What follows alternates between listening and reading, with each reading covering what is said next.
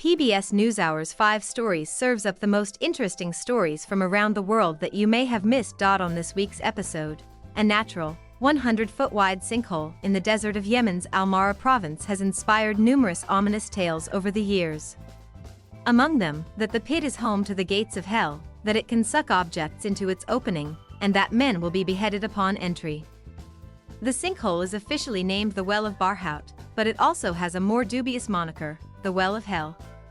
The 367-foot deep cave is millions of years old, and believed to never have been explored until members of the Oman cave exploration team descended into it on September 15. Local folklore says Yemen's Well of Barhout was created as a prison for the demons, a reputation bolstered by the foul odors rising from its depths. Photo by AFP via Getty Images. Once inside, they didn't find genies, evil spirits, the gates of hell, or any other evidence of local superstitions about the well.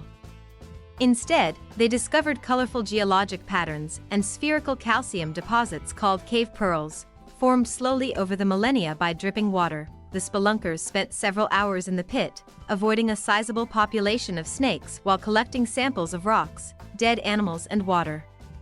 They hope the artifacts will eventually reveal clues to the pit's geologic formation. Lead is a toxic metal that can cause irreversible damage to children's developing brains, including learning disabilities and behavioral problems. In the 1970s, it was removed from gas and paint in an effort to rein in human exposure across the country. But despite efforts to control lead, a new study published in JAMA Pediatrics found more than half of kids under the age of 6 in the US have detectable levels of lead in their blood. Race and poverty play a role in rates of exposure. More than 56% of children from predominantly Black and Hispanic zip codes had detectable levels of lead in their blood compared to 49% from predominantly white zip codes. That correlates with people living in homes that, on average, are older and more likely to have lead in their paint and pipes. While effects increase with exposure, the CDC says there is no safe level of lead. To keep you and those you love safe, experts recommend testing soil around your home for lead content, removing lead-based paint flakes and dust from living areas, and asking your local water authority if your home has a lead service line and how it can be replaced. More than 500 million people depend on coral reefs for food, income, and protection. The fragile ecosystems provide jobs for local communities, opportunities for recreation, and coastline barriers against storms and erosion. So, what happens when human activities start to kill coral reefs? A September 2021 study led by University of British Columbia researchers explored how climate change, overfishing, and habitat destruction all degrade reefs and their ability to provide essential benefits to humans. The researchers found the capacity of the reefs to provide benefits to the ecosystem has declined by half since the 1950s. That's the same rate at which global coverage of living corals themselves have declined. At the same time, the amount of effort fishermen put into catching the same amount of fish has increased, while the biodiversity associated with coral reefs has declined by nearly 2/3. It's a bleak finding when considering coral reefs have one of the highest levels of biodiversity of any ecosystem on the planet. Mexican artist Ruben Orozco is making the Spanish town of Bilbao look at a serious problem, straight in the eyes. His sculpture of a realistic face of a young girl was installed in the town's river in the middle of the night last Thursday.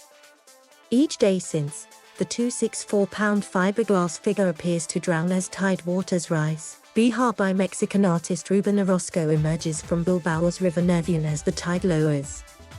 Footage courtesy BBK Rechoice. The sculpture, which is titled Bihar or Tomorrow in English, is part of a campaign to encourage conversation around sustainability and climate change. Bihar is the second of Orozco's pop-up art installations in Bilbao. In 2018, the life-size sculpture of an older woman titled Invisible Soledad or Invisible Loneliness popped up on a park bench and stirred conversation around the isolated lives of the elderly. Footprint fossils recently discovered at White Sands National Park in New Mexico are the oldest ever discovered in North America. According to a study published in the journal Science last week, some of the prints were made 23,000 years ago, a time when Ice Age ice sheets were at their largest. Some of the footprint fossils recently discovered at White Sands National Park in New Mexico are an estimated 23,000 years old. Photo courtesy Matthew Bennett. That's 7,000 years earlier than scientists thought humans arrived in America. The discovery upends the theory that humans did not migrate to this continent until ice sheets receded. The landscape is a desert now. But when these prints were made, it was a lush wetland where prehistoric beasts like mammoths, giant sloths and dire wolves once roamed.